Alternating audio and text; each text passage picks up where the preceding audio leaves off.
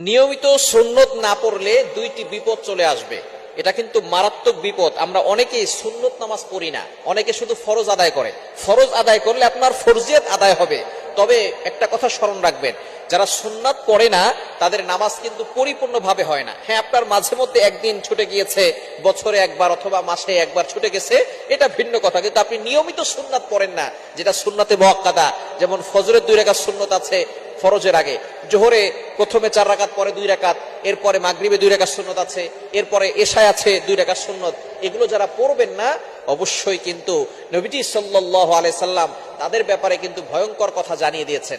1 number হচ্ছে যারা সুন্নাত পড়ে না তাদের বিপদ হচ্ছে তাদের নামাজ পরিপূর্ণভাবে হয় না।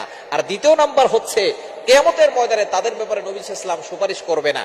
আপনি যদি নবীজি সাল্লাল্লাহু আলাইহি ওয়াসাল্লামের সুপারিশ পেতে চান তাহলে অবশ্যই সুন্নাত পড়তে হবে। সুন্নাত না পড়লে আপনি নবীজির সুপারিশ পাবেন না। আর যারা নবীজি সাল্লাল্লাহু আলাইহি ওয়াসাল্লামের সুপারিশ পাবে না তারা জান্নাতে ঢুকতে পারবে না।